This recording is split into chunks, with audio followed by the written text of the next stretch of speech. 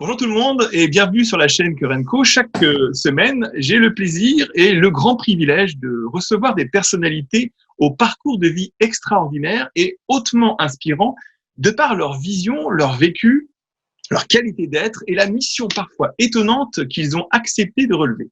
Cette semaine, on met les gants du talent, on tourne le bouton évasion à la rencontre d'un animateur de vie, d'un invité de marque qui toujours sourit.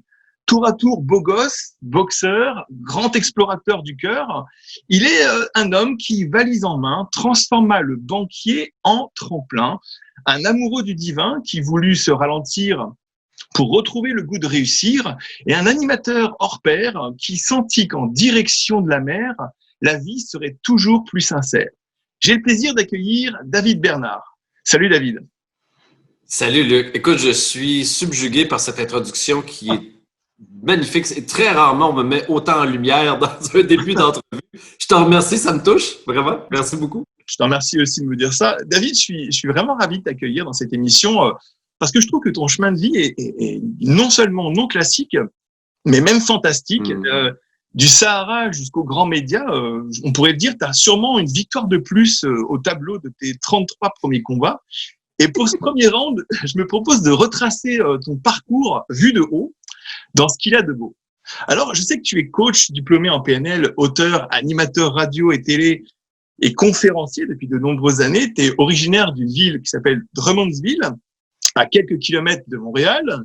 Tu viens d'une famille atomique. Tu m'avais dit nucléaire, mais je trouve que atomique, c'est pas mal aussi.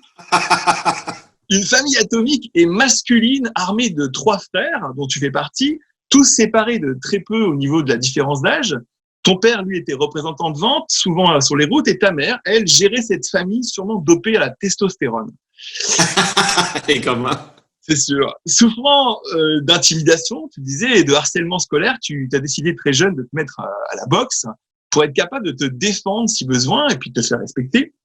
Suivront alors 8 années d'une pratique de boxe très soutenue pour finir par représenter le Québec pour 3 fois sur la scène canadienne. En parallèle, tu suis des études collégiales à Drummondville, au Cégep, en profil sciences humaines, sociologie et psychologie, et tu mettras fin à ces études après 3 premières années pour partir à la recherche d'une autre voie, ta voie. Côté boxe, après un palmarès donc, de 30 victoires sur 33 combats, ayant accompli tes objectifs, tu prendras aussi ta retraite à 19 ans.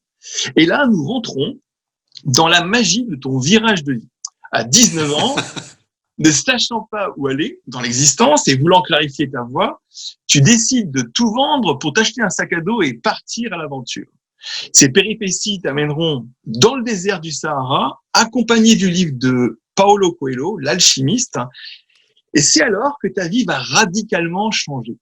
Tombant gravement malade et prisonnier d'une tempête de sable, ce qui est quand même assez rare, réfugié dans une tempête berbère, tu contactes la mort et c'est un électrochoc pour toi qui te fera prendre conscience de l'urgence de vivre et d'être aussi. Tu en sors changé et quand tu reviens au Québec, tu vas reprendre ta vie en main. Tu feras plusieurs boulots à Montréal jusqu'au jour où tu seras repéré lors d'un casting pour une émission de Julie Snyder, Le Banquier.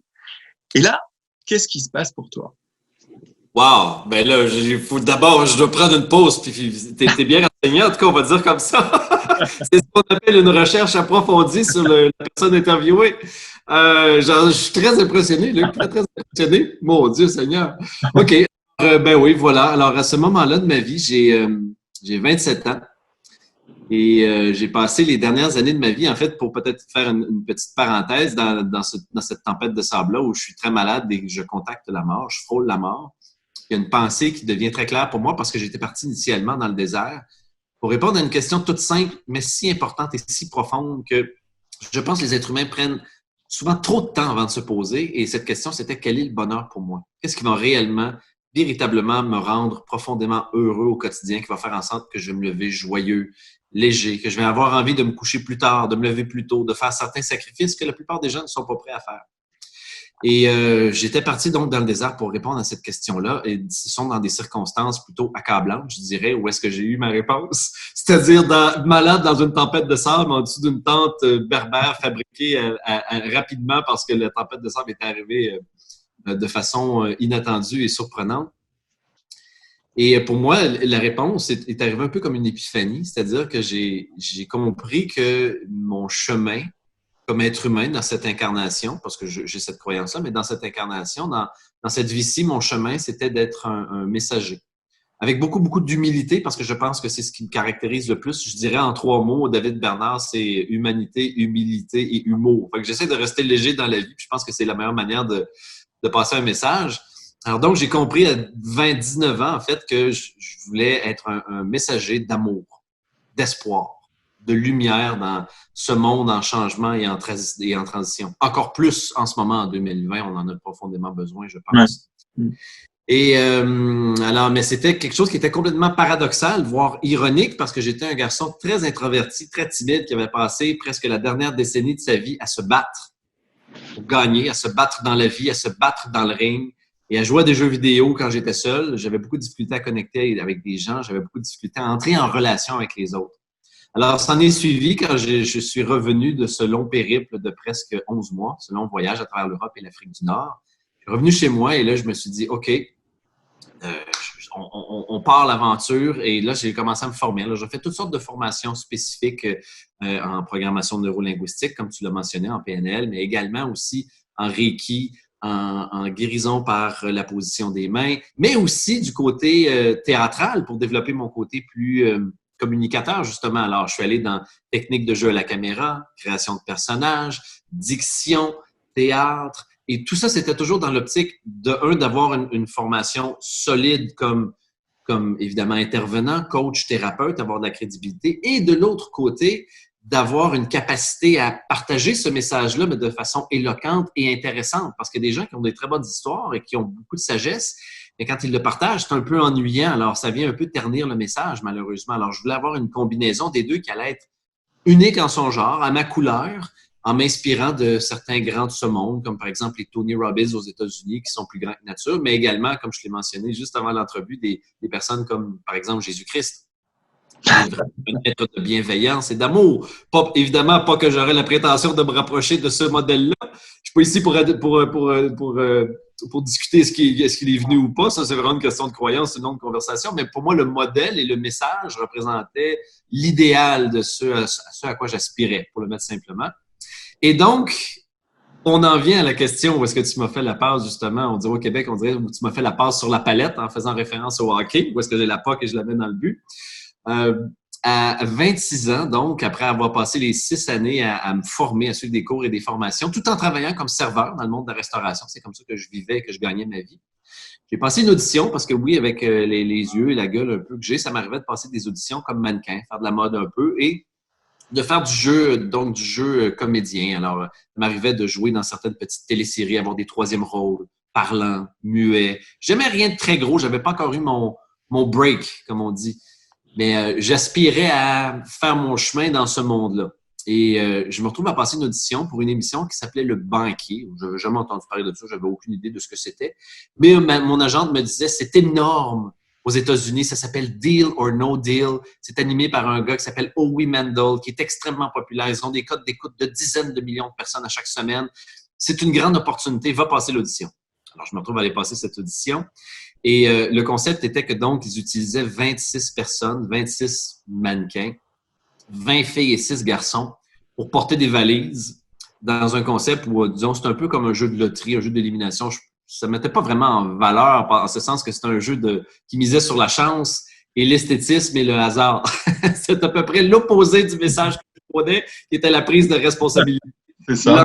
L'engagement, l'alignement. Alors, c'est quand même encore intéressant à ce niveau-là. Mais moi, j'ai cette croyance-là que quand l'élève est prêt, le maître apparaît. Mais le maître, c'est pas nécessairement une personne. Ça peut être des circonstances, ça peut être des événements, ça peut être une audition. Et donc, comme de fait, j'ai passé cette audition et sur plus de 800 candidats masculins, retenais 6 et j'ai été une des personnes choisies. Et à partir de ce moment-là, ça a été comme un point de bascule dans ma vie professionnelle parce que du jour au lendemain, je me suis retrouvé dans cette émission qui est devenue un succès monstre. Ça cartonnait, le Luc, mais ça cartonnait. On allait avoir des codes d'écoute qui faisaient presque la moitié, ça oscillait entre la moitié et le tiers de la population du Québec. C'était énorme, plusieurs millions de personnes. Alors, du jour au lendemain, je me suis retrouvé devant plusieurs millions de personnes à essayer de briller, on va dire comme ça, à être moi-même, en fait. Et je me suis fait remarquer. Et à ce moment-là, je venais tout juste de publier mon premier livre qui s'intitulait « Ralentir pour réussir » et qui relatait en partie mon voyage dans le désert et ce que j'en avais compris. Parce que pour moi, le plus grand message, je pense, que j'ai à transmettre dans ma vie, c'est celui de l'importance de ralentir. Dans un monde où tout va de plus en plus vite, où tout est axé sur la productivité et la performance, je pense que c'est une des choses les plus importantes chez l'humanité d'apprendre à ralentir. On n'a pas encore compris le message, alors c'est énormément d'actualité encore, je pense.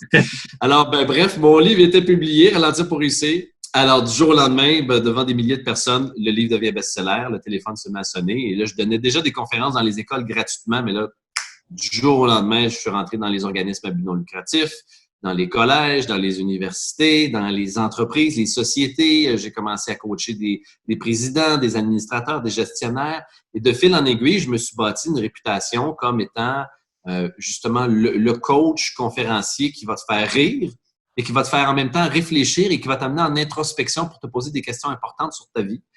Et de fil en aiguille, 13 ans plus tard, je suis rendu à 1000, j'ai un petit talk avec ça, là, je suis rendu à 1179 conférences de données dans le Canada, les États-Unis, la France. En France, peut-être je peux le nommer, je suis toujours fier de le nommer parce que c'est quand même un accomplissement, mais j'ai fait le Zénith de Paris et d'Orléans devant 4000 personnes. J'ai fait le Palais Omnisport de Bercy devant 10 000 personnes quand même. Puis au Québec, la Place Belle devant 5000 personnes. Alors, voilà. Puis de fil en aiguille, tiens, pour peut-être conclure avec ça, cette opportunité-là à la télévision, j'ai capitalisé dessus parce que moi, je crois profondément que une des choses importantes dans la vie, c'est d'apprendre à se faire des alliés, de collaborer avec les gens, puis d'essayer de comprendre ce que les autres veulent, laisser tout faire pour les aider à l'obtenir, puis bien souvent, par la loi de la réciprocité, ça nous revient. Donc, je me suis fait beaucoup d'alliés en essayant de contribuer à leur bien-être, leur bonheur, leur évolution. Et de par le fait même, eux ont contribué au mien. Alors, je me suis retrouvé à devenir animateur à la télé. Alors, je suis passé d'une place de porteur de valise à, du jour au lendemain, à commencer à être collaborateur, reporter et finalement animateur. On m'a confié des émissions de télévision, comme je le fais encore en ce moment. Par le fait même, j'ai continué à écrire des livres et en plus de ça, à donner des conférences. Alors, c'était un peu une combinaison d'animation à la télé, livres et conférences, finalement. J'ai découvert avec énormément de joie l'émission Direction la mer parce que j'ai quand même un système qui me permet de la voir alors que je suis français et que ça ne devrait pas être possible. Alors, c'est là où tu officies comme animateur pour la saison 5, là. Et donc, moi, j'ai passé un moment de rêve. Je l'ai regardé grâce aux réseaux sociaux. J'ai vu donc les îles de la Madeleine. Ça m'a fait oublier le coronavirus. Ça m'a fait oublier les pangolins. C'est ça l'objectif, Luc. Ah, c'est réussi. Et alors, écoute, ce qui est vraiment étonnant, c'est que finalement, toi, tu vis au paradis chaque semaine sur la chaîne Évasion. Tu dégustes des éclairs au chocolat dans la pâtisserie Hélène des Îles. J'étais jaloux. Et alors, je veux savoir, comment tu as vécu, toi, le confinement là depuis mars 2020? Comment ça a été pour toi? Ça, c'est une question très délicate. C'est une question très délicate, mais ça va me faire plaisir de te répondre. Mais peut-être si je mettrai en contexte qu'aujourd'hui, je trouve que parler du coronavirus et du confinement, c'est aussi délicat que de parler de religion et de politique. Beaucoup d'émotions qui sont reliées à ça. Et je remarque malheureusement et tristement qu'il y a maintenant une grande division au sein de l'humanité, que ce soit dans ma propre province du Québec, dans mon propre pays qui est le Canada, mais que partout à travers le monde, je l'observe en Espagne, en Argentine, en Italie, en Grèce, en France.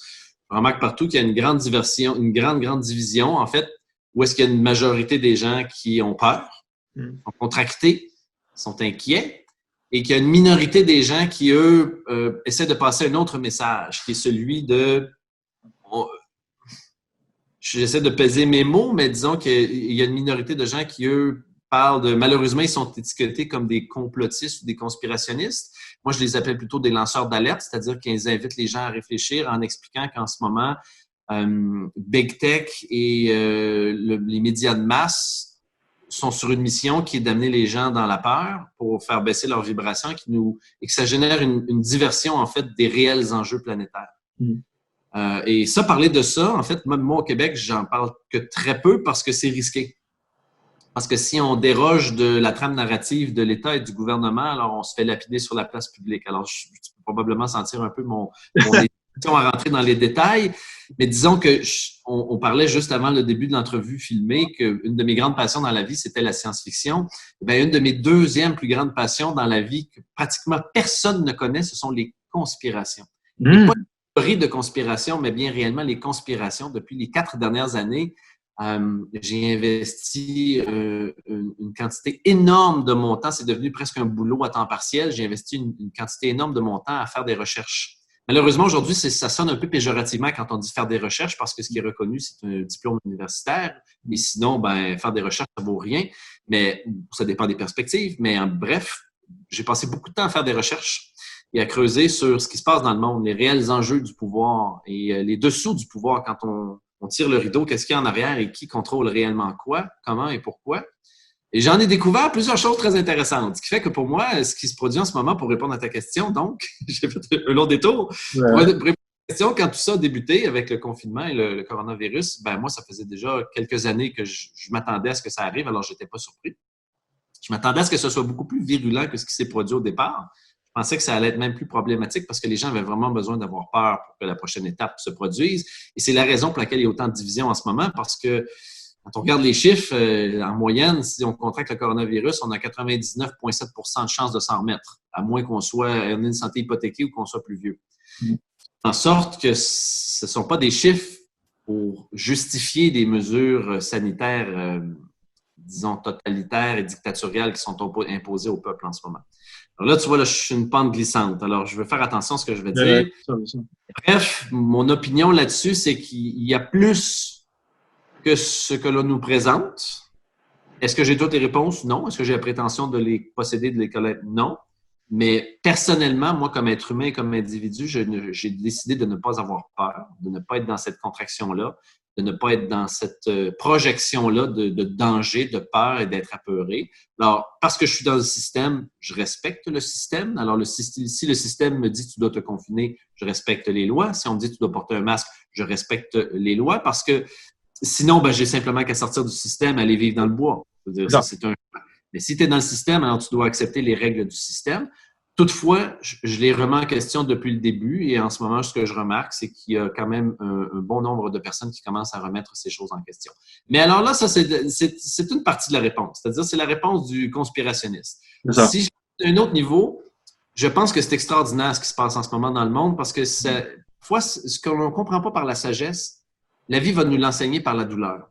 Et en ce moment, l'humanité n'est pas très sage. Elle est à son âge je dirais, de l'adolescence, de enfant vieillissant à adolescent. Et il est grand temps qu'on commence à ouvrir notre conscience sur les réels enjeux planétaires, comme par exemple l'environnement que l'on détruit à une vitesse effarante. Et ça prend des réveils brutals. Alors, en ce moment, on est dans un réveil brutal, on se fait secouer et ça nous a pris un confinement, entre autres, et ça va en prendre d'autres, je pense, pour réellement amener une vraie progression ancrée dans l'humanité, dans l'éveil de la conscience et dans l'ascension. Mais c'est un peu comme un enfant. Quand un enfant est tannant, je ne sais pas si on dit ça en France, mais au Québec, quand on dit tannant, ça veut dire quand un enfant est pas du monde, c'est-à-dire qu'il est turbulent ou désagréable, on l'envoie réfléchir dans sa chambre. Alors moi, j'ai l'impression que l'humanité s'est fait envoyer dans sa chambre pour aller réfléchir. Est-ce que ça a amené le résultat escompté? Oui et non pour certaines personnes, mais là, il commence à avoir un éveil. C'est-à-dire que les êtres humains commencent à se poser des questions, les êtres humains commencent à se poser, à voir les choses différemment. Pour certaines personnes, certains sont très attachés à leur réalité et résistent à des changements, tandis que d'autres sont ouverts à possiblement un changement à un autre niveau. Alors, comment j'ai vécu ça? Je l'ai vécu très bien. J'ai vécu très bien parce que je l'avais prévu, alors je savais que ça s'en venait. Et de deux, je vois les choses aller. Alors, pour moi, c'est un petit peu comme, admettons, en ce moment où on se parle, c'est la présidentielle américaine avec tout ce qui va avec. Alors, moi, j'ai mon popcorn et je mange le popcorn et j'observe ça comme un bon spectacle. Mais là, justement, tu vois, c'est marrant que tu parles d'observation parce que justement, c'est un peu la question que je voulais te poser. Tu vois, en discutant avec de tes grandes amies, là, France Gauthier, et puis en discutant aussi avec une autre grande amie à toi, Christine Michaud, en fait, on s'est rendu compte d'un point commun, d'une étrangeté commune. Et je voulais savoir si chez toi aussi, tu l'as vécu pendant le confinement. Je voulais savoir que tu me fasses une petite confidence. Est-ce que tu t'es étonné par des comportements pendant le confinement que tu n'avais plus? En fait,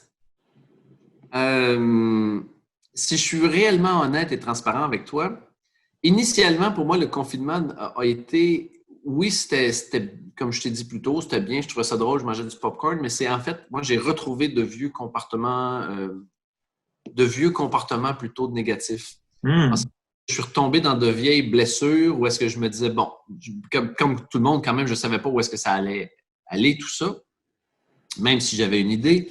Mais je me disais, bon, je suis confiné chez moi, je ne sais pas combien de temps ça va durer. Je suis extraordinairement bien, je suis sur le bord de ma forêt, j'ai ma femme, j'ai mon enfant, j'ai mon chien, on est bien, on manque de rien, on a de l'abondance dans notre vie, ça va. Mais je me suis dit, bon, ben OK, si je ne le fais pas là, je le fais quand? Je le ferai peut-être jamais. Alors, je suis retombé dans des comportements compulsifs, outre manger et consommer de l'alcool. Et je me suis bien engourdi, Luc. Je me suis bien engourdi à un point tel qu'à un moment donné, en bon français, j'ai détuné. C'est-à-dire que j'ai perdu la fréquence élevée vibratoire qui me fait rayonner comme être humain. Et je suis tombé dans un environnement un peu plus noir, un peu plus visqueux, on dirait bas astral, disons. Et je suis resté dans cet environnement-là pendant peut-être un mois et demi, peut-être 5-6 semaines, jusqu'à ce que je me fasse moi-même peur et je me dise, OK, là, c'est vraiment pas là où je veux aller. Ça m'a même amené beaucoup d'empathie et de compassion pour l'humanité parce que je me suis dit, si moi je suis là, il doit y avoir des millions de personnes en ce moment qui sont pris dans cette énergie-là. Alors, je me suis dit, je vais m'en sortir, je vais rechanger ça, je vais réélever ma vibration pour ensuite continuer d'aider les gens à élever la leur et à sortir de cette merde-là dans laquelle on a été, je ne vais pas dire dirigé, conditionné à, mais admettons, disons, où l'humanité s'est faite un peu tirer, disons. Moi, j'aime bien, tu sais, quand tu parlais du fait que on était un peu comme des enfants partis dans notre chambre pour aller un petit peu réfléchir Ouais. sur le sens de nos difficultés, tu vois ce que je veux dire? Alors, je me Ouais. posais une question. À ton avis, là, c'est plutôt du style, on devrait en être à attendre en serrant les fesses, ou alors on se lance dans une nouvelle sagesse? C'est la grande question.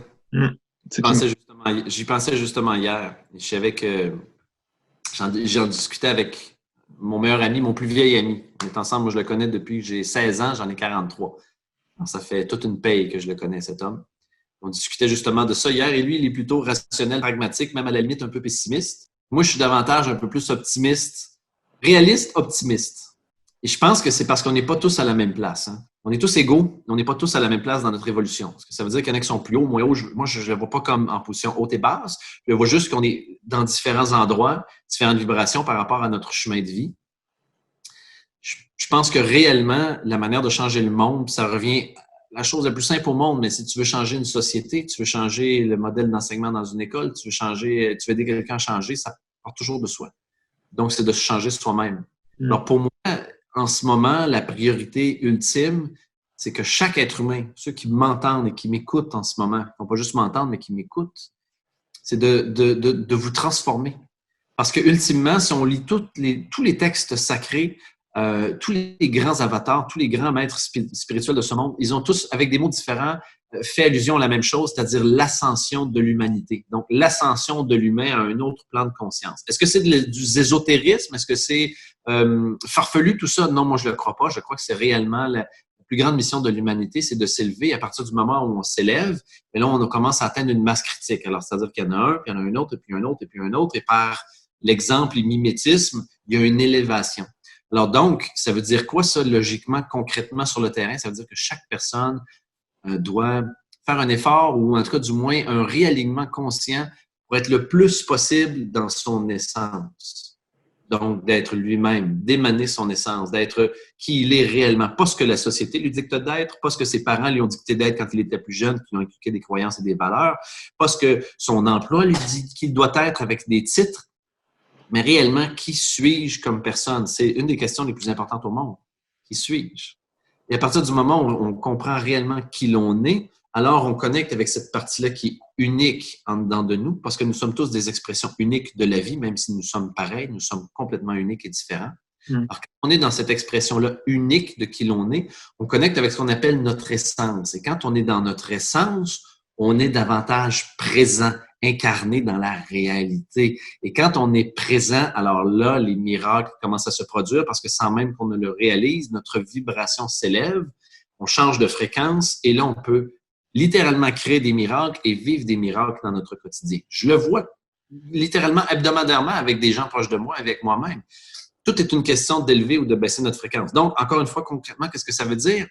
Ben, d'abord, avoir une hygiène de vie qui est le plus optimale possible dans notre alimentation, dans notre manière de faire, dans notre respiration. Une hygiène également mentale, nos pensées. Est-ce qu'on est davantage dans la gratitude ou est-ce qu'on est dans la contraction, dans la peur? Moi, je pense qu'en ce moment, il y a une grande vague, une grande énergie qui nous tire vers le bas pour nous amener dans la peur parce qu'un être humain qui est dans la peur, c'est un être humain qui est docile et donc facilement manipulable. Et quand il est facilement manipulable, il est prêt à se libérer, à sacrifier toutes ses libertés, tous ses droits fondamentaux pour retrouver une mesure de paix. Alors, comment on peut faire pour retrouver une mesure de paix soi-même dans un contexte où tout est incertain, instable, en transition? Bien, ça revient à notre pratique quotidienne. Donc, d'avoir une hygiène de vie, d'avoir une hygiène mentale, une hygiène émotionnelle. Et plus que ça s'est aligné, et plus qu'on se raligne sur notre essence, alors plus on commence à émaner, puis on est dans une vibration qui est plus élevée. Et à ce moment-là, ben, moi, je pense qu'on change de... Je ne vais pas dire une ligne de temps, parce que là, on tombe dans des conversations qui seraient bonnes avec France Gauthier, avec Christine, mais là, littéralement, on change notre alignement, notre ligne de temps, puis on change notre réalité. C'est à ce point-là. Tu vois, la chaîne Kurenko, c'est une chaîne qui parle de l'état d'être. Et moi, ce qui est intéressant par rapport à ce que tu disais, c'est que peut-être qu'on est en train de vivre une crise d'être. Et tu vois, j'ai l'impression, voilà, je prêche un convaincu, tu vas me dire, ben, c'est ce que je pense, c'est ce que je pense. Mais tu vois, la crise d'être, j'ai l'impression que même nous qui savons être, on n'est pas encore totalement, parfaitement au point sur ce que c'est que être. Ce qui fait que quelque part, on en vit aussi les sursauts. Alors, il y a ceux qui sont effectivement pas du tout dans être et dans faire et qui ont des difficultés d'en faire, c'est ce que je veux dire. Mais quand même, nous aussi, on a quand même parfois à regarder qu'on n'est peut-être pas non plus trop dans être, même si on en parle. T'en penses quoi de ça? Ben, je pense qu'une des grandes embûches qui entrave l'être, c'est l'ego. Comprenons-nous bien, l'ego peut être très utile. J'aime beaucoup le modèle hindouiste où est-ce qu'on compare l'expérience humaine à le fait de conduire une calèche. C'est très, très, très intéressant. Où est-ce qu'on a la calèche qui représente le corps, puis on a les bagages sur la calèche qui représentent l'épigénétique, finalement notre héritage génétique, les constellations familiales, etc. On a le passager dans la calèche qui représente l'âme ou la partie spirituelle en nous. On a les chevaux qui propulsent la calèche, qui représentent nos émotions, c'est-à-dire que les émotions, ils nous propulsent à aller dans la vie, la joie, la colère, la paix, la tristesse, la béatitude, peu importe. Et on a le cocher qui conduit la calèche. Et le cocher, c'est l'ego. Il est nécessaire, on a besoin d'un pilote et on est dans une incarnation humaine, alors donc on a besoin d'une personnalité et la personnalité, bien souvent, est reliée à l'ego. C'est une construction. Alors, l'ego est nécessaire. Alors, souvent, on a cette étiquette-là sur l'ego qui est très péjorative de « Ah, t'as un ego, t'as un gros ego ». Mais l'ego, il est nécessaire, mais ce qu'il faut comprendre ici, c'est qu'on peut y avoir un ego dans la lumière et un ego dans la noirceur. C'est toujours la grande dichotomie divine. L'ombre et la lumière, le bien et le mal, la santé, la maladie, c'est la tyrannie, la liberté. On en a besoin dans l'expérience humaine. Mais donc, ça ramène toujours à un choix conscient. Est-ce qu'en ce moment, j'alimente et j'émane cette partie lumineuse de moi ou est-ce que je suis davantage dans l'ombre? Et pour moi, l'expansion de l'être, l'expression de l'être vient par le choix de la lumière au quotidien. Là, ça peut sembler très philosophique, poétique, symbolique, mes explications, mais en réalité, concrètement, c'est simple. Est-ce que au quotidien, je suis bienveillant? Est-ce qu'au quotidien, je suis bon avec les gens qui m'entourent? Est-ce que je suis généreux? Est-ce que je suis dans l'amour? Est-ce que je suis dans le partage? Est-ce que je suis dans la collaboration? Ou est-ce que je suis dans la compétition, dans la contraction, dans la peur, dans la méfiance? Et donc, en fonction de l'énergie qu'on va nourrir et alimenter quotidiennement, on va soit être dans notre être lumineux en expansion ou dans notre côté davantage obscur, dans le bas astral, qui va contribuer à faire de cette planète un endroit qui est davantage problématique. Alors, ça revient toujours à cette question-là ultime. Pour moi, c'est simple. Quand je me lève le matin, je prends une décision, je pose mon intention. Qu'est-ce que je veux aujourd'hui? Qu'est-ce qui est important pour moi? Et quand je me couche le soir, je me pose encore la question, est-ce que j'ai donné le meilleur de moi? Est-ce que j'ai présenté la meilleure version de moi au monde? Et des fois, c'est pas toujours oui. Des fois, j'ai des ajustements à faire. Mais justement, dans cette question-là qui m'amène dans la conscience, j'actualise les choses à chaque jour et j'ajuste le tir parce que la vie, c'est pas une ligne droite. C'est du zigzag. On ajuste. Alors, quotidiennement, j'essaie d'ajuster mon tir pour être davantage, plus que tout, dans la gratitude et l'amour. Parce que pour moi, la gratitude, c'est l'énergie va où l'attention est portée. Alors, plus on va diriger notre attention vers quelque chose de spécifique, plus l'énergie va aller là et plus c'est ce qu'on va manifester dans notre réalité. Alors, pour moi, plutôt qu'être dans la peur, dans l'inquiétude de la crainte, dans l'inquiétude du manque, etc., je nourris davantage cette gratitude-là de « wow ». Je suis en santé. Déjà, c'est un très, très bon début parce que souvent, c'est l'affaire qu'on attend le plus. Puis quand on la perd, on réalise à quel point c'était précieux. Je suis en santé. Je suis libre encore, somme toute. Parce que si on regarde certains pays dans le monde, comme par exemple la Chine, où le crédit social a été instauré, la liberté, ça commence à être un concept très abstrait qui existe de moins en moins. Alors, on n'est pas en Chine communiste ici, là, en France et puis au Canada. Là. On est encore dans des pays qui sont libres.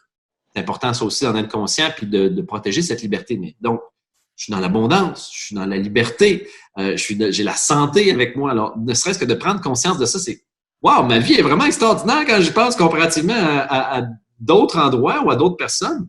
Ça va bien. » Alors, pour moi, donc, pour boucler, je te dirais que oui, on est dans une grande crise de l'être où l'être humain, en ce moment, est appelé à est-ce qu'on va s'élever ou est-ce qu'on va rabaisser? Et puis, pour moi, le statu quo n'existe pas. La gravité est si présente sur notre Terre que si on reste stable, on descend.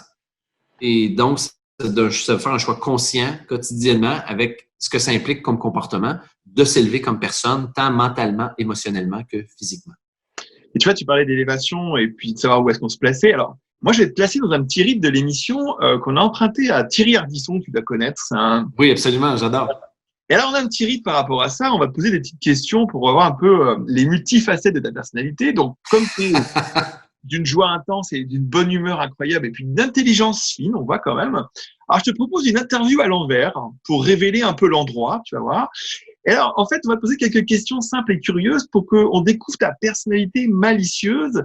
Et alors, pour ça, on va faire une interview upside down. Alors, une interview upside down, c'est une interview dans laquelle les questions sont un peu étranges, mais on va voir de quoi tu es capable par rapport à ça. Alors, Go for it. Go for it. Alors, à ton avis, quelle est la plus belle de tes erreurs? Ma relation de 4 ans avec la mère de mon enfant. Parce que c'est une relation, j'ai été attiré à cette femme d'abord et avant tout par sa beauté. C'était une très jolie femme. On était attirés envers l'autre par notre beauté. C'est la colle qui a fait que notre relation a tenu. Elle avait des très bonnes valeurs, c'était une très bonne personne, mais nos essences ne correspondaient absolument pas l'une à l'autre. Ce qui fait qu'on s'est entre-déchirés pendant 3 ans et demi de temps. Mais cette relation a fait en sorte que j'ai eu mon enfant, Eva, qui va avoir 7 ans au mois de décembre, et c'est la lumière de ma vie, c'est ce qui donne du sens à ma vie. Outre ma compagne de vie, Anne-Marie, qui, pour moi, un des plus grands miracles de mon incarnation, qu'elle soit arrivée. Je dirais que cette erreur-là, qui n'est pas réellement une erreur, mais qu'en est une, c'était ma relation avec la mère de ma fille. OK, alors, c'est quoi le défaut qui t'a sauvé la vie? Ouh, OK. Je pense que le défaut qui m'a sauvé la vie, ou en tout cas à plusieurs reprises m'a sauvé la mise, c'est mon côté paresseux, mon côté procrastinateur. Parce que je suis une personne très, très excessive. Ce qui fait que si je n'avais pas ce côté procrastinateur-là, probablement que j'aurais brûlé la chandelle par les 2 bouts et que j'ai aujourd'hui un grand épuisement. Je l'ai frôlé d'ailleurs, l'épuisement dans ma vie, parce qu'on enseigne qu'on a le plus besoin d'apprendre. Donc, pour moi, c'est ralentir. Et à plusieurs moments dans ma vie, j'allais très, très vite. C'était très paradoxal parce que j'enseignais à ralentir et j'allais vite. Mais en même temps, j'ai un côté qui est très paresseux, qui aime ça procrastiner, qui est capable d'être assis pendant pas seulement des heures, mais des journées entières à ne absolument rien faire et d'être heureux là-dedans. Et je pense que ce défaut-là, par moment, m'a aidé à retrouver un équilibre. Ce qui est encore une fois ironique, mais c'est comme si j'allais très vite, puis ensuite, je ralentissais beaucoup. Alors, c'est comme si j'allais dans les 2 excès, mais au moins, il y a un équilibre qui se faisait dans ces 2 excès-là. Ça, je pense que ça m'a sauvé la mise à travers les années. Et alors, si je te donne une réponse autre, et on va voir ce que tu en penses. Si je te dis que le défaut qui t'a sauvé la vie, c'est ton uppercut, pourquoi ce serait vrai? Parce que je suis capable de puncher quand c'est le temps. Et en quoi ce serait quelque chose qui te sauverait la vie? Parce que une de mes plus grandes blessures de vie, ou en fait, un de mes plus grands défis de vie, ça a été d'apprendre à m'aimer moi-même. Et les gens ne croiraient jamais ça, mais ça a été d'apprendre à m'aimer. Alors, pendant très, très, très longtemps, j'ai cherché l'amour et la validation à travers les yeux des autres. Et quand on est dans cette énergie-là d'aller chercher la validation et l'amour dans les yeux des autres, on entre bien souvent et on développe des relations de dépendance, voire de codépendance. Et je me suis entouré à plusieurs reprises dans ma vie de personnes qui ont abusé de moi, de ma générosité, et je me mets pas en position de victime quand je dis ça, mais au contraire de responsable et de créateur de ma réalité. J'ai attiré dans ma vie des personnes qui ont abusé de moi pour m'aider à prendre conscience de cette blessure-là et de la guérir. Et mon uppercut, à certains moments, m'a permis de briser ces relations-là, de me rendre jusqu'au bout où j'y arrivais plus, j'étais épuisé, j'étais plus capable. Puis tant au niveau professionnel que amoureux, que amical, que personnel. Mais il est venu des moments où est-ce que pour me libérer de cette relation, il fallait que je fasse quelque chose de similaire à un uppercut pour me sortir de cette relation-là parce que sinon j'y serais resté. Ouais, c'est une belle image, hein, c'est une belle image. Est-ce que si tu avais un double, si tu pouvais te cloner, il ferait quoi ton clone comme activité pendant que tu fais autre chose? J'adore cette question. Je le mettrais probablement sur le mode créatif. J'aime beaucoup écrire. J'aime beaucoup créer du contenu, mais c'est quelque chose que je néglige un peu, que je mets de côté parce que j'ai plusieurs autres passions que j'essaie d'alimenter, comme par exemple, pour moi, l'entraînement, la santé, c'est extrêmement important. Encore là, j'ai été très ironique et paradoxal dans mon mode de vie à plusieurs moments dans mes comportements, mais alors je mobilise quand même une bonne partie de ma journée. Moi, une bonne partie. Disons que je mobilise au moins minimum 60 à 75 minutes quotidiennement pour m'entraîner. Ensuite de ça, j'ai ma grande passion pour la guitare que j'ai développée depuis 1 an et demi. Alors, je mobilise 60 minutes, encore une fois, 75 minutes pour pratiquer, pour jouer de la guitare. Alors, ce qui m'amène que déjà, là, je commence, à moins que je me lève très tôt, ben là, je commence ma journée puis j'ai déjà comme mangé une partie de ma journée. Alors, je mettrais probablement le clone sur le côté créatif pour me créer du contenu que moi, j'enregistrerai et je livrerai par la suite. Alors, ce serait pas mal ça son mandat, je pense. Pas mal. Le meilleur. Moi, je me garderais le meilleur, c'est-à-dire mon temps en famille, avec mon amoureuse, avec ma fille, avec mon chien, je m'entraîne, je joue de la guitare, puis tout ce qui demande un peu plus d'effort, c'est-à-dire de m'asseoir puis d'être en création, je mettrais ça dans sa cour, puis ensuite de ça, je prendrais le relais, je prendrais le flambeau, puis tout le mérite, puis je le ferais à la télévision en enregistrement, je ferais voici, voilà, c'est ma vérité. Alors, si tu pouvais avoir une croyance pendant 1 an et 1 jour, ce serait laquelle que tu choisirais? Il est possible de faire beaucoup, beaucoup d'argent avec peu d'efforts. Ça, c'est sympa, ça, comme idée. Ouais, c'est une croyance que je n'ai pas encore intégrée, mais je suis énormément challengé parce que dans mon environnement immédiat, j'ai des gens, puis je parle très immédiat, j'ai des gens qui génèrent beaucoup d'argent et qui font peu d'efforts. Et ça me challenge. Ça me challenge parce que moi, quand j'ai fait de l'argent dans ma vie, je peux pas me plaindre, j'en ai fait, mais j'ai toujours dû travailler très fort pour la faire. Alors, j'ai cette croyance-là que pour la mériter, pour manifester, il y a un grand effort émotionnel, mental et physique qui doit être fait. Mais c'est pas vrai, c'est une croyance limitante. Et je le sais, j'en suis conscient, mais je me suis pas encore libéré de ça. Si tu rencontrais Dieu un soir, tu lui poserais quelle question en premier? Et ciboulot. Wow, c'est des questions de feu, mais vraiment de feu. That's right. OK, si je rencontrais Dieu un soir, Mm. pourquoi autant de souffrance dans le monde? Pourquoi autant de souffrance? Est-ce que c'est réellement nécessaire? Est-ce que c'était réellement nécessaire de faire autant souffrir? Autant de guerre, autant de torture, de douleur, de noirceur, d'obscurité. Ça n'aurait pas pu être. Peut-être que c'est son intention initiale de faire ça différemment aussi, puis qui va m'aider à comprendre pourquoi, ou c'est dans la nature de l'humain de descendre vers le bas, je ne sais pas, mais en ce moment, une grande partie de mon focus est axée là-dessus. Comment on peut ramener l'humanité dans sa lumière, dans l'amour. Parce que je sens que l'humanité, en anglais, on dirait drifter, c'est-à-dire que c'est écarté un peu de J'ai pas perdu espoir, contrairement à des gens dans mon entourage qui ont complètement perdu espoir en l'humanité, qui disent c'est cause perdue, l'environnement c'est terminé, on est à bout de ressources, on est déjà en train d'hypothéquer la terre, puis on recycle presque pas, puis on torture les animaux, puis il y a tellement de choses une après l'autre qui sont cumulées ensemble qui font que ces gens-là ont perdu espoir en l'humanité. Et moi, je suis plutôt dans OK, je suis réaliste, je vois, ça va mal, ça brasse. Je regarde ce qui se passe dans le monde, je regarde comment les gens sont, puis avec Big Tech, puis la manipulation des médias sociaux, puis des médias de masse, puis je me dis, il y a encore de l'espoir, il y a de la bonté dans l'humanité, il y a de l'amour dans l'humanité, de la nature de l'humain, c'est d'être dans l'amour. La nature de l'humain, c'est d'être dans la collaboration. Puis si on peut ramener l'humanité dans cette direction-là, on peut créer des miracles. Je le crois profondément. Mais Dieu, montre-moi comment faire. Et là, il dirait, ben, commence par toi. Voilà ce que je vais te demander, c'est qu'est-ce qu'il allait te répondre? Commence par toi. Change ta réalité. Sois encore plus dans la collaboration, puis encore plus dans l'amour, puis encore plus dans la bienveillance, parce que c'est comme ça que ça va commencer à changer. Commence par toi, puis essaie de l'enseigner aux autres par l'exemple. Alors, une dernière question de cette petite interview Outside Down. Si tu devais t'interviewer, tu te poserais quelle première question? C'est quoi la chose la plus importante que tu as apprise à travers les années, à travers tes 43 ans d'existence? Ah, c'est terrible, tu viens de me poser la question que j'allais te poser juste après. C'est terrible.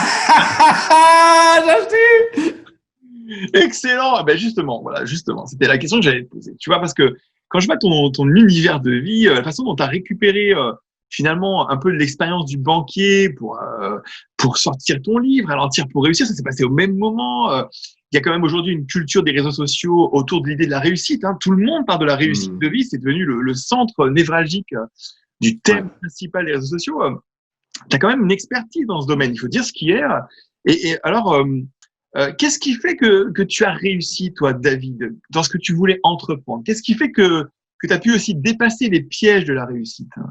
C'est pas quelque chose qui est arrivé ou qui était inné ou que je suis né avec. C'est même quelque chose qui a été la plus grande intégration pour moi, qui est encore en intégration pour moi à 43 ans. Mais la réponse est toute simple, c'est l'amour de soi. Pour moi, ça a été d'apprendre à m'aimer. Mais vraiment, d'apprendre à aimer l'homme que je suis, le petit garçon à l'intérieur blessé que je suis, qui grandit, qui aspire à guérir, à évoluer, à contribuer. Puis d'aimer cet homme-là qui est parfois maladroit, qui parfois est dans son ego, qui parfois fait preuve de fausse humilité, qui parfois fait preuve de paresse, de procrastination, d'aimer cet homme-là profondément pour qui il est et pour la contribution qu'il peut faire au monde, malgré son imperfection, parce que au fond, mon imperfection, elle est parfaite. Mais ça a été mon plus grand défi de toute ma vie, parce que moi, plus jeune, inconsciemment, est venu un moment où j'ai développé la croyance que pour que les gens m'aiment, en fait, encore plus jeune, que pour que mes parents m'aiment, je devais être parfait. Et pour moi, la perfection, c'était synonyme de ne pas déranger, d'être à ma place, de ne pas trop bouger, de ne pas déplacer d'air, de me fondre dans le décor pour être certain que je n'allais pas déranger personne. Alors, quand j'étais plus jeune, c'était ça. Et puis, en vieillissant, puis ensuite de ça, avec le banquier, la perfection, ça a été d'incarner une vision très hollywoodienne du succès. Grosse maison. Et j'avais une maison gigantesque de 3 étages avec un sous-sol, une piscine olympique, puis une aide cèdre de 12 pieds en arrière de chez moi, puis une grosse voiture. J'allais faire des gros voyages. Si les gens sont curieux, ils peuvent aller voir mon Instagram retourner quelques années en arrière. Je faisais des gros voyages au Costa Rica de millionnaires, puis je mettais ça sur mes réseaux sociaux. Alors pour moi, je projetais ma perfection et c'est ce qui, d'une certaine façon, me créait, alimentait mon illusion que je m'aimais. Mais en réalité, c'est une espèce de vide béant énorme que j'essayais de remplir avec toutes sortes de trucs encore et encore et encore. Et c'est ce qui m'a amené, d'ailleurs, quand je me suis séparé de la mère de ma fille, à avoir un clash d'identité parce que j'étais à ce moment-là l'homme spécialiste, le coach, le love coach spécialiste en amour qui a écrit des livres sur l'amour qui se sépare. Shame! Oh my God! Mais je me suis fait lapider aussi sur la place publique de fausse représentation, menteur, cordonnier mal chaussé. Puis avec raison aussi parce que je projetais un mensonge. C'était une demi-vérité parce que j'étais dans le déni. Il faut pas sous-estimer le déni. Hein. L'humanité entière, en ce moment, on est tous dans le déni de quelque chose. Il y a des vérités qu'on veut pas voir, on les met sous le tapis, on met le couvercle dessus, puis on continue d'avancer. Mais si tu te caches la vérité, tu peux mentir à tout le monde, mais tu peux pas mentir à ton cœur. Puis moi, j'ai cette croyance-là profonde, qui est une phrase d'ailleurs qui vient de la Bible, que j'adore, c'est ma préférée. Tu connaîtras la vérité et elle te rendra libre. Alors pour moi, ça a été la plus grande aventure de ma vie, ça a été de revenir à la liberté par la vérité.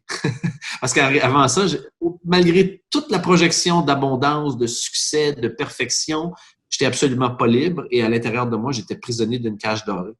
Alors le jour où j'ai fait la paix avec qui j'étais vraiment, que je suis tombé en amour avec mon imperfection et que j'ai arrêté de projeter cette image-là de gars parfait, j'ai commencé un voyage vers la création, en fait, la libération de cette fausse identité, de cette construction-là, pour me rapprocher davantage de ce que je disais plus tôt, c'est-à-dire de mon essence véritable comme humain unique.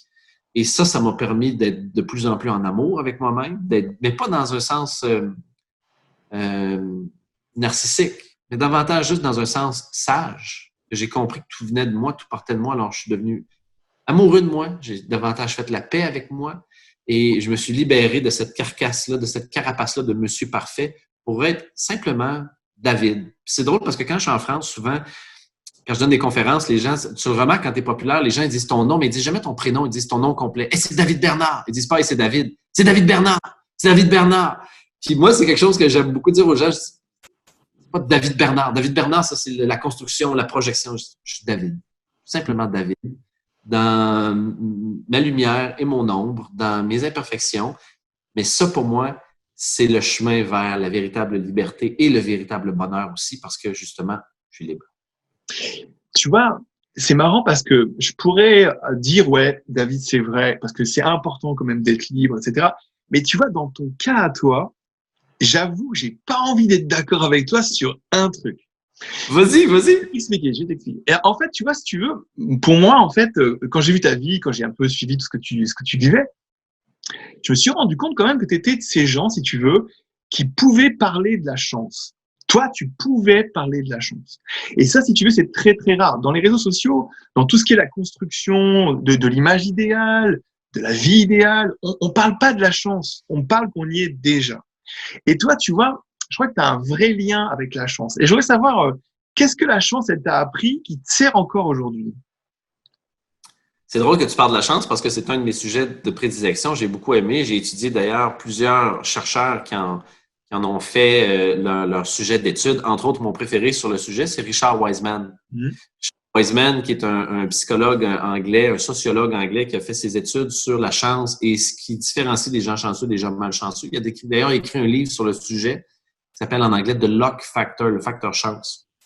La première chose qu'il fait d'abord et avant tout, c'est qu'il commence par très, très, très simplement commencer par comprendre ce que c'est la chance. Alors, selon lui, c'est une équation qui va comme suit. Chance égale préparation plus opportunité. Alors, pour être chanceux dans la vie, tu te prépares du mieux que tu peux, puis éventuellement vient une opportunité, et parce que tu es préparé, tu es en mesure de la saisir. Moi, je pense que la chance, c'est réellement ça. Parce que, oui, c'est vrai, j'ai été chanceux dans ma vie, mais tous les moments de ma vie où j'ai été chanceux, c'est parce que j'avais été au préalable préparé à saisir l'opportunité qui s'en venait vers moi. Et puis lui, ce qu'il explique à travers ses recherches, c'est que le facteur premier qui différencie les gens chanceux des gens malchanceux, c'est une chose très simple. Souvent, je mets un gros préalable à tout ça, là, mais si je vais direct au punch, il appelle ça développer son acuité sensorielle. C'est-à-dire développer sa capacité à utiliser ses sens pour percevoir dans notre réalité ce qui va contribuer à notre chance. L'opportunité, finalement, qui théoriquement est supposée être hors de notre contrôle. Mais on peut avoir du contrôle en jouant sur nos perceptions. Donc, plutôt que de juste voir, regarder, plutôt que de simplement écouter, entendre, ressentir pour ceux qui canalisent, être à l'écoute et être un humain sensitif. Et le point culminant de tout ça, c'est quoi? En un mot, être présent. Ça, c'est deux mots. En deux mots, être présent. Plus on est présent dans l'expérience, dans l'incarnation, plus on perçoit des détails qui peuvent contribuer à notre chance. Alors, pour moi, la plupart des êtres humains ils se font prendre dans la gravité. Alors, mettons, de façon figurative, qu'est-ce que ça veut dire? La gravité tire vers le bas, là, ils sont comme ça. Ils ne voient rien. Alors, quand tu relèves un peu, tu fais OK. Alors là, tu peux commencer à justement regarder, écouter, ressentir. Puis ça ramène encore plus à l'affût de quoi? Qu'est-ce que tu cherches? Là, à partir du moment où tu es clair sur ce que tu cherches et que tu es à l'affût, inévitablement, tu vas devenir un être humain chanceux dans la vie.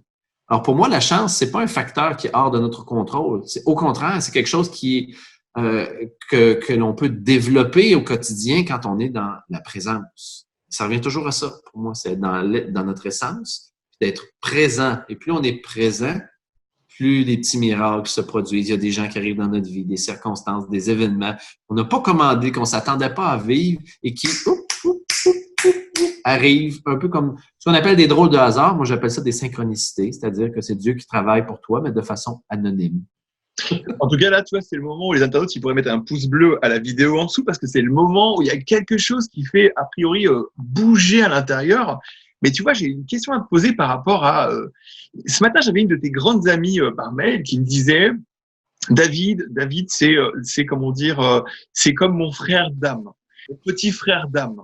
Et je l'aime de tout mon cœur. Je te dis pas qui c'est, mais je pense que tu sais déjà qui c'est. Ben oui, évidemment, tu parles de Christine Michaud, qui est ma sœur spirituelle, ma grande sœur spirituelle avec qui j'ai travaillé dans le monde de la télévision pendant plusieurs années. J'ai donné des conférences avec elle, j'ai collaboré avec elle sur la scène, mais aussi sur des plateaux de télévision. On a collaboré ensemble pendant 4 ans sur une émission qui s'appelait Qu'est-ce qu'on attend pour être heureux, dont elle était l'animatrice et moi j'étais collaborateur. C'est d'ailleurs elle qui m'a donné une chance sur cette émission-là. Puis à travers les années, ben on était déjà amis, mais on est devenus frères et sœurs parce que c'était simple. On travaillait sur le plateau de tournage et quand la journée de tournage se terminait, on enregistrait souvent de soir. Alors quand nos tournages se terminaient, on faisait 3 émissions une après l'autre.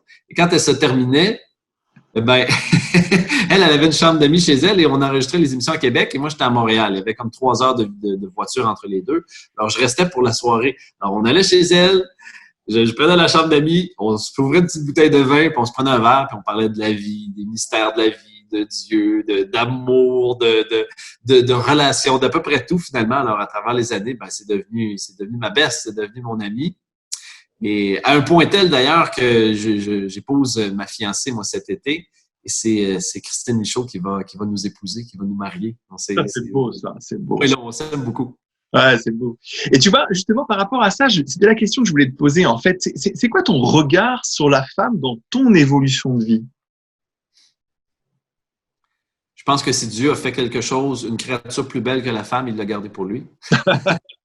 D'abord et avant tout. Puis je le dis pas d'un point de vue romantique, mais d'un point de vue, j'aime beaucoup, beaucoup la femme dans ce qu'elle représente et ce qu'elle incarne.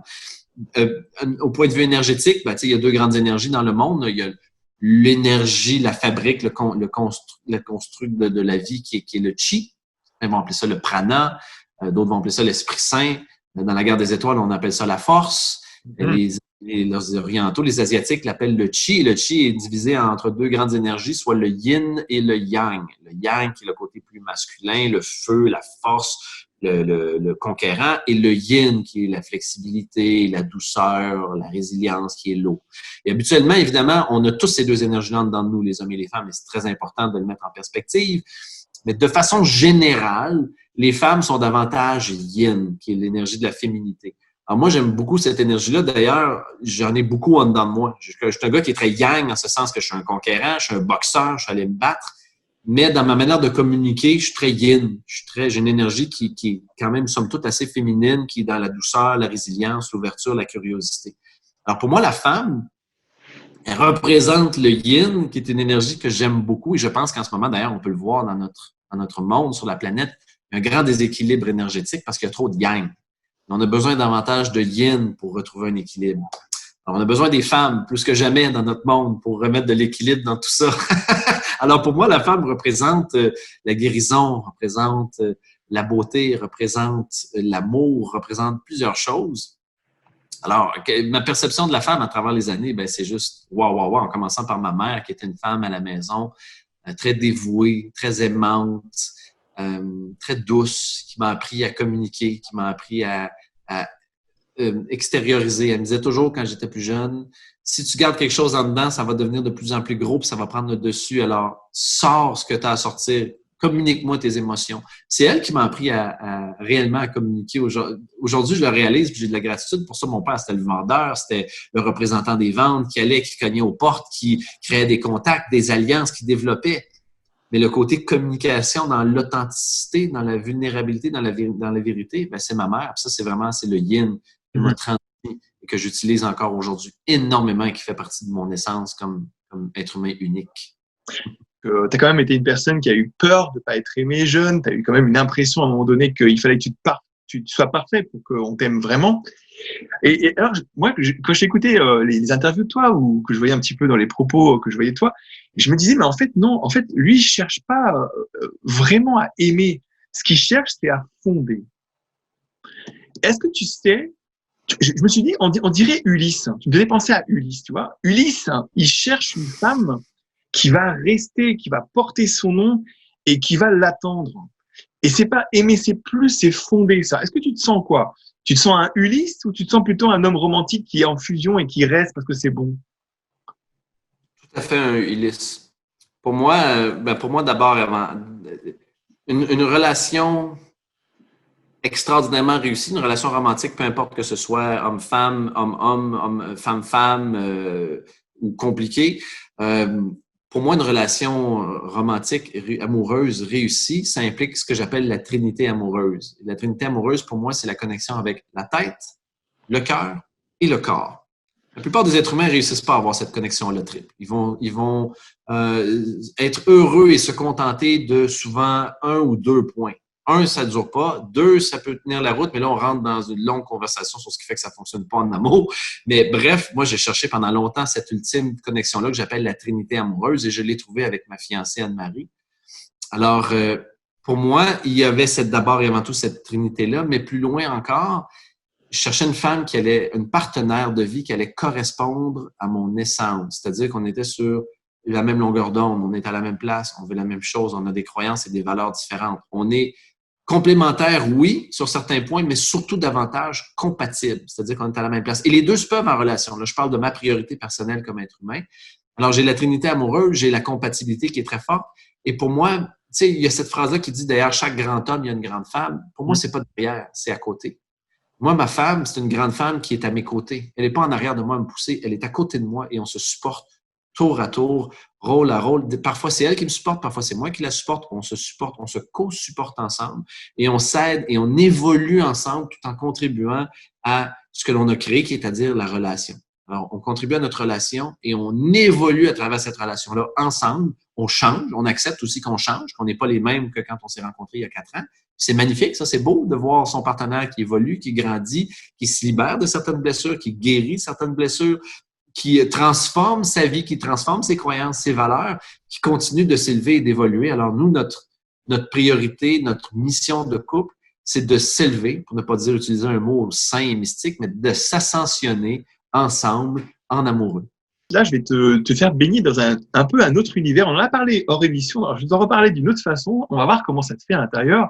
Tu vois, tu parlais du concept sexship, hein, que j'ai trouvé très intéressant, où tu comparais un peu à l'idée de partnership, du relationship, du friendship.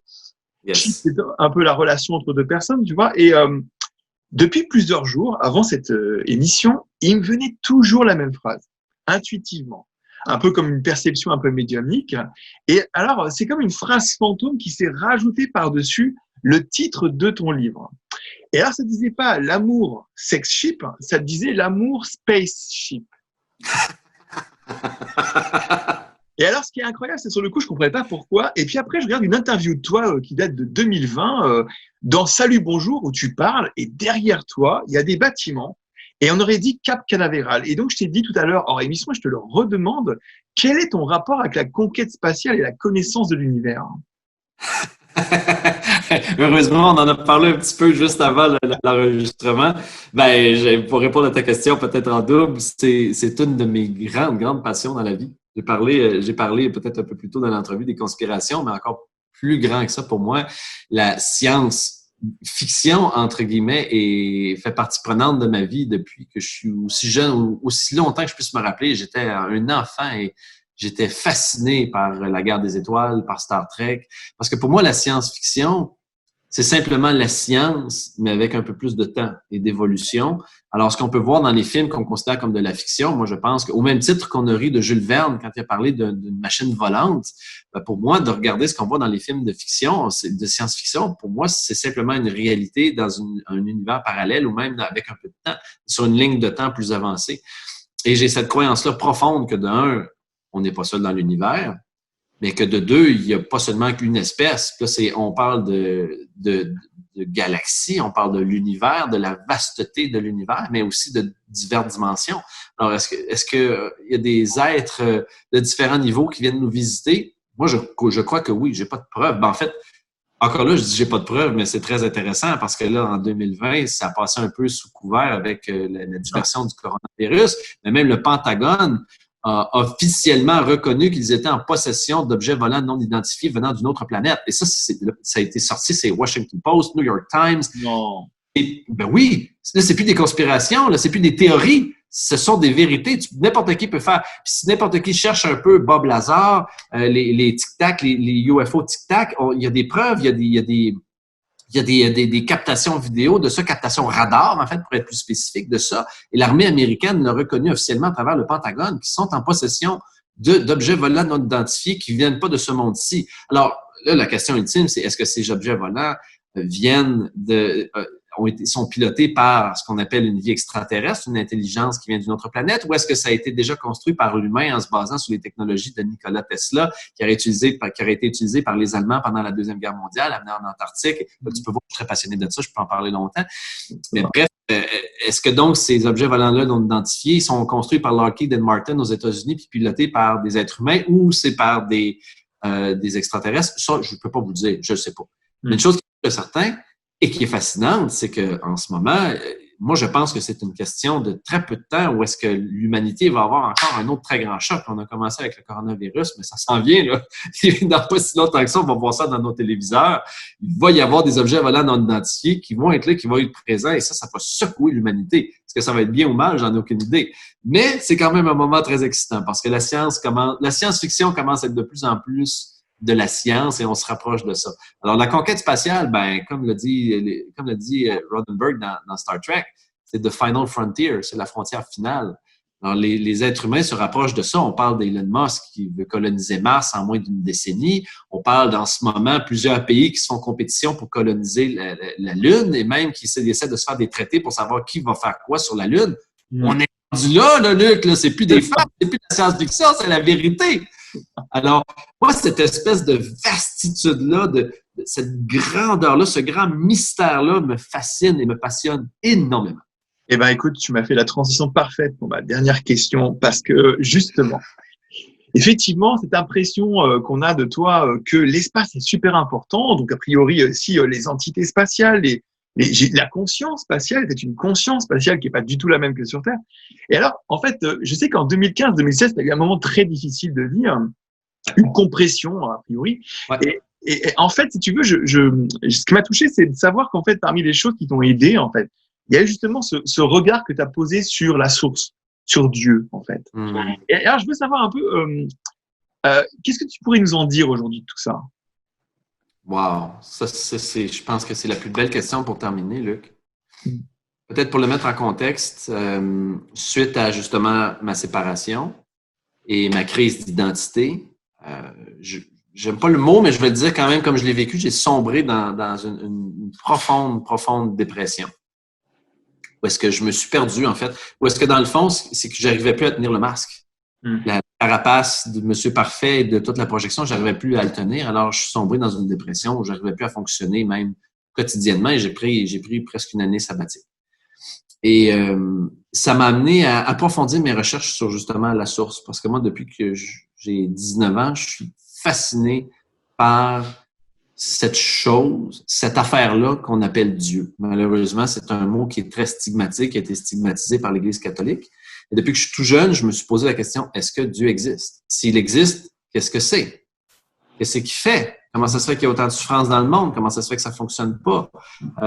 Pourquoi, en ce moment, dans notre réalité, est-ce qu'on a si peu de réponses par rapport à ça? Et pourquoi les seules réponses qu'on a, c'est par des institutions très contractées qui nous mettent des règles et qui jouent sur la peur et qui disent, si tu vas aller au paradis, tu vas faire ça, et si tu le fais pas, c'est mal. Et est-ce que si Dieu nous donne le libre arbitre, pourquoi est-ce qu'ensuite de ça, il nous met des conditions qui impactent directement et limitent notre libre arbitre? Alors là, je me suis toujours beaucoup posé des questions sur cette grande question ultime-là. Qui est l'humain? Qu'est-ce qu'on fait ici? Pourquoi on est là? Quel est le sens de notre vie? Est-ce que Dieu existe? Et j'ai essayé d'y répondre à travers mes recherches, à travers les années. Donc, je me suis promené, j'ai étudié le bouddhisme pendant très longtemps. J'ai passé plusieurs mois en Thaïlande pour étudier le bouddhisme, pour le pratiquer à travers le yoga et la méditation. J'ai étudié l'hindouisme pendant plusieurs mois. J'ai même étudié la scientologie à Montréal, à l'église de Scientologie pendant presque 1 an. J'ai étudié évidemment le catholicisme parce que je suis baptisé catholique plus jeune, mais que j'ai vraiment aucune allégeance à l'église catholique romaine, mais encore vraiment pas du tout. Et dans cette période-là difficile à laquelle tu fais allusion, j'ai commencé à étudier le christianisme, qui est très différent du catholicisme. Mais là, je pense une des grandes similarités, c'est la figure de proue, qui est JC, qui est Jésus-Christ. Mais si on enlève Jésus-Christ, il y a de grandes, grandes différences. Mais là, on tomberait dans beaucoup d'explications là-dessus. Mais pour moi, ça a été un choc de découvrir à quel point il y avait des différences entre les deux, mais quel était le message. Alors, j'ai essayé de découvrir, bref, les dénominateurs communs entre les religions, les formes de spiritualité, la psychopop. Qu'est-ce qui unit les gens? Qu'est-ce qui, au contraire, les sépare? Pour répondre à cette question, donc, ultime, est-ce que Dieu existe? Est-ce que la source existe réellement ou est-ce qu'on est le produit fortuit de l'évolution selon Darwin ou est-ce qu'on est sur une planète au milieu de nulle part et puis progressivement des microbes se sont développés, ils sont devenus des cellules qui se sont multipliées, qui sont devenus des lézards, puis des oiseaux, puis des mammifères, puis les mammifères sont devenus des êtres humains, puis aujourd'hui on est ici, puis c'est simplement ça l'humanité, that's it.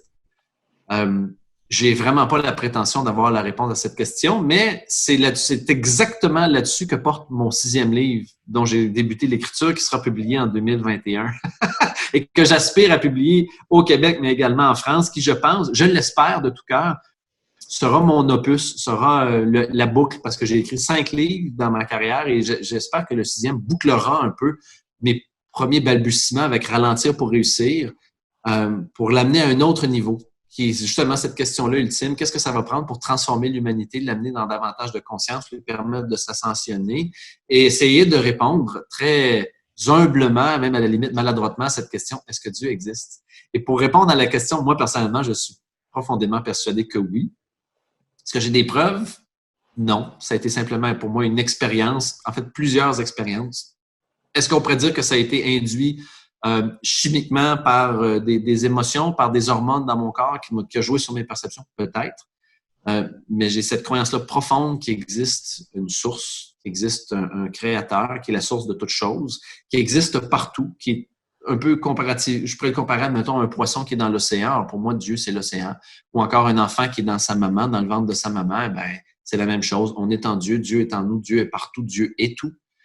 Et il s'exprime. Et il y a des lois qui régissent, qui sont un peu des lois d'équilibre, qui régissent un peu le fonctionnement de tout ça, de l'univers, qui sont pour moi, par contre, la loi de l'action, réaction, geste, conséquence des Newton, qu'on appelle également le karma, etc., etc., etc. Alors donc, plus on est en mesure de comprendre ces lois-là, cosmiques, universelles, plus on est en mesure de, comme être vivant, incarné dans cette création-là, dans cette réalité-là, plus on est en mesure de vivre une vie qui est riche de sens, de bonheur et de joie. Mais encore là, ça, ce sont les balbutiements d'un homme de 43 ans qui tente de répondre maladroitement à la réponse. Mais j'avais cette même conversation-là avec mon meilleur ami hier, puis on se disait, oui, mais justement, peut-être qu'ici, le réel enjeu de l'humanité est à un autre niveau. Comme par exemple, il y a plusieurs grands scientifiques, même Elon Musk, un des grands hommes d'affaires de cette planète qui a fondé PayPal, SpaceX, Tesla, lui, il est convaincu qu'à 90-95%, on est dans une simulation.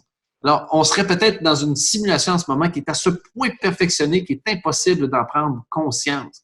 Alors, est-ce que donc le réel mandat, la réelle mention, la réelle mission de l'humain, ce serait pas de traverser cette simulation-là et de prendre conscience de ce qu'il y a après, de s'ascensionner?